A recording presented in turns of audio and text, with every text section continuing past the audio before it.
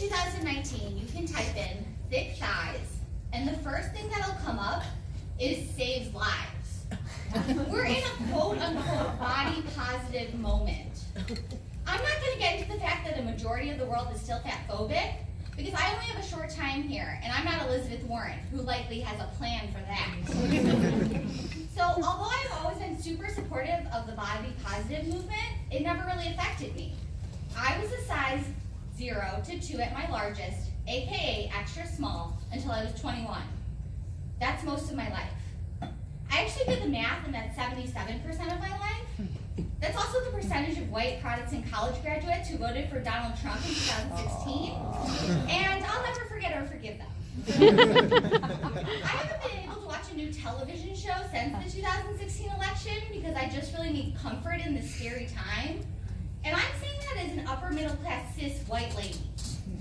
I have no idea how the television industry is thriving right now. All I do is rewatch Gilmore Girls over and over again. It's what I like to call my weighted blanket show. To me, watching Gilmore Girls is like eating a strawberry shortcake from Portillo's in the bathtub. It's just luxurious and like distracting. Unlike our current administration, which makes me feel unsafe. Donald Trump brings new meaning to the tagline, life short, talk fast. My queen, creator of Gilmore Girls, Amy Sherman Palladino, probably bought a bunch of hats on all the residuals of just me watching Gilmore Girls. I'm really banking on the fact that you guys know Amy Sherman Palladino and your affinity for hats. And if you don't, please Google Amy Sherman Palladino, and you will see that the first page of Google Images is 37 of her wearing a bunch of hats. Many of which she probably bought with my depression binge watching. So speaking of depression, when I was about to graduate college, I gained over 70 pounds in under a year. I was put on a medication to help me sleep because I was having a lot of trouble sleeping at the time due to my depression and anxiety, and one of the side effects was weight gain. At first, I didn't notice too much, but after 15 pounds and some tight jeans, I went back to my third parent, the internet, and Googled the medication, and the first thing that came up when I typed in the medication was weight gain. I'm really into Google algorithms, if you guys can't tell. I went straight to the doctor and asked her to take me off it right away because I was uncomfortable in my own skin for the first time in my life. And she basically refused because it was doing its job, and she was right. I backed down because I've always had an issue with authority figures, something I can blame on my upbringing in the Catholic Church. I quickly went from a size 0 petite young lady to a size 12.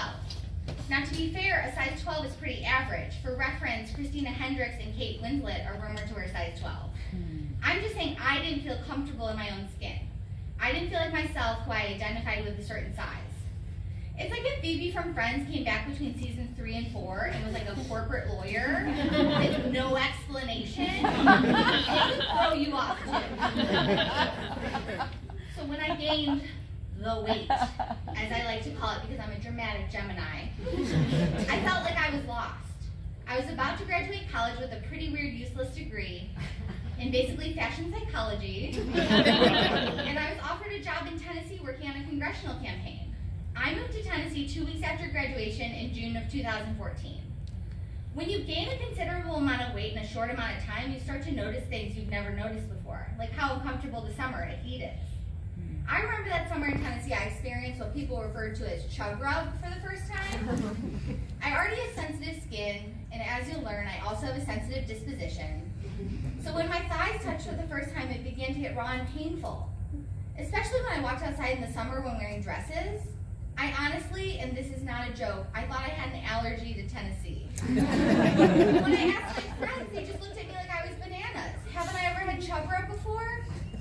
They told me to get bike shorts or apply an expensive blush product called Silky Underwear to my inner thighs to help combat it. And I just saw it as one more thing that was wrong with me. I was so uncomfortable in my new body that I saw every little thing as a big issue. Every item of clothing that just stopped fitting over my new body felt like every part of my capital S self wasn't fitting. Everything I knew about myself was changing because I was no longer confident in myself due to my weight gain. From the chub rub to the zebra-like stretch marks that appeared first as raised red lines and then dissolved into opaque, silvery, uneven lines on my inner thighs, underarms, and stomach. Every reminder of my changing body affected me deeply.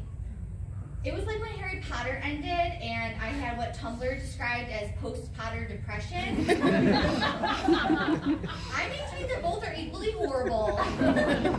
It felt like a Dementor was looming over me all day, shouting that my body was betraying me. The depression and anxiety didn't help. That summer of 90-degree days in Tennessee, full of high humidity, made me feel horrible in my body.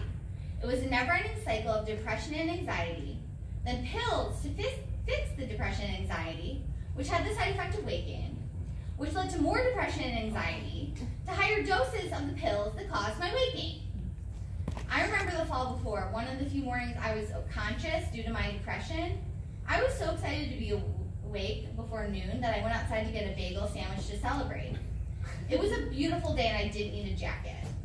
I walked outside in my pajamas and an oversized t-shirt and leggings to walk down the street to the bodega that had the good bagels when I realized I wasn't wearing a bra. This wouldn't have been an issue 3 months before with my mosquito bite breasts, but my breasts had grown so fast that I honestly hadn't noticed. I only noticed I wasn't wearing a bra when a group of high school boys began yelling at me and to each other that my titties were bouncing. I ran home with tears in my eyes without my bagel and cried about my body for the first time in my life. To make it to 20 without hating your body is a great feat. And I wonder now if any of my friends have made it 20 straight years without crying about their body. I hope they have, but I have about as much hope for that as I do that 53% of white women won't re-elect Donald Trump. Oh. Anyway, that I wasn't wearing what society expected me to wear to shield them. Looking back, I realized obviously I was comfortable in not wearing a bra. Having not noticed I wasn't wearing one for 2 blocks, that's not the problem. The problem lies in others' expectations of us. I suddenly got extremely sensitive. Everything from a look I interpreted as snotty to a critical word made me dig deeper into myself. Before my weight gain, I never cared what anyone thought of me. I wore floral dresses to high school and bows the size of Lady Gaga headpieces. And when I wore one brown shoe and one black shoe on accident, I just laughed and made it fashion. The new me would be genuinely embarrassed to wear anything that brought attention to my body. I started performing improv 4 years ago. This past spring, I performed stand-up for the first time in an Irish selection of women, aka a pageant. It's called the Rose of Tralee, and though I have a huge issue with pageants as a whole, this was a wonderful experience for me. I never thought I'd do a pageant due to what my mom calls my feminist agenda. But it's something I've always wanted to do since I was young, and I decided my little cousins who are 5 and 8 need to see women of size performing. They, of course, can't come to my improv shows at bars, so I saw this as a great way for them to get me to see me perform. To see me stand on stage and command that stage was something really important to me. Although I say I did it for my cousins, I really did it for myself, with them as a cover story. I knew I had to finally accept my body, flaws and all. After all, it's been almost 6 years since I gained the weight. I tend to do things selfishly, but then think of an excuse that makes them, altruistic, which I blame on my Leo rising. So I did the Rose of Tralee, and it honestly changed my life. I'm sorry to say I didn't win the selection, but in a way I did win. I won back my confidence after 6 years of dormancy. Getting dressed was tricky because stores don't carry my size. Luckily, David's Bridal did, but I had to order a size 16, the largest size I've ever worn. The funny thing is, I remember shopping with my mom when she visited me my sophomore year of college, and we went to Ann Taylor Loft. I remember refusing to buy a dress because it was a size 2 and I was convinced I only wore zeros. And here I am buying a size 16 and never feeling more attractive. I went from a 0 to a 0X, which is code for plus size, and as of now, I honestly prefer wearing the 0X. If I was a Real Housewife, my tagline would be, some people may say I'm plus size, but I'm just unwilling to downsize.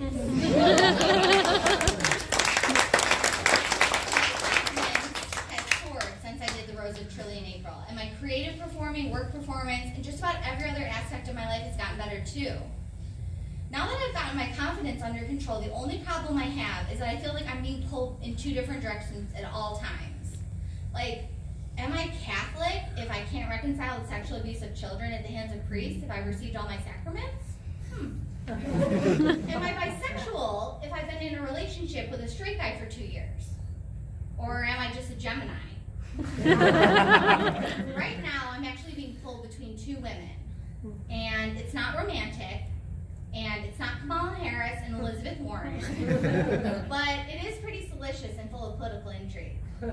I'm being pulled between my therapist, Lori Rose, and my nutritionist, Meg. See, I've been seeing my therapist for about 5 years, and I just started seeing Meg about a year ago. My therapist was recommended to me by my chiropractor, Carol, and although she has a PhD, she does some things that are pretty touchy-feely. I mean, she's tapped on my forehead for like a full minute once, and I don't remember what for. I love that about her. She helped me quit my coke addiction in February of 2018 through hypnosis, and that also worked. To be clear, I was addicted to coke. A cola. Not cocaine. So anyway, Meg was recommended to me by my integrative psychiatrist, my pill doctor. She also has a PhD. I guess I'm really into labels, having mentioned people with PhDs twice now. I blame it on my Mercury and Taurus. And if you're not into astrology, I know you know a Taurus, and you can tell because they're really into the finer things in labels. So my woo-woo psychiatrist recommended I see a nutritionist, and at first Lori Rose was really excited. She wanted me to go plant-based for about 4 of the 5 years that we've seen each other. That's like a long time when you're in your mid-20s, and my entire post-grad life, which is terrifying that I've been out of college longer than I was ever in it. Moving on is really hard, but I don't want to be one of those people that can't move on when they should. You know, like Joe Biden. In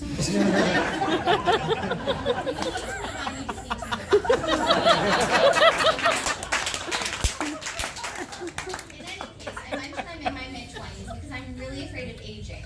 Not because I'm afraid of dying, but because I'm afraid of menopause. I've seen what it does to women in my family, and I hope by the time I go through with this, there would be some kind of pill for that. I remember being younger, hoping there would be a pill for, pregnancy, and now we have Plan B, so anything is possible.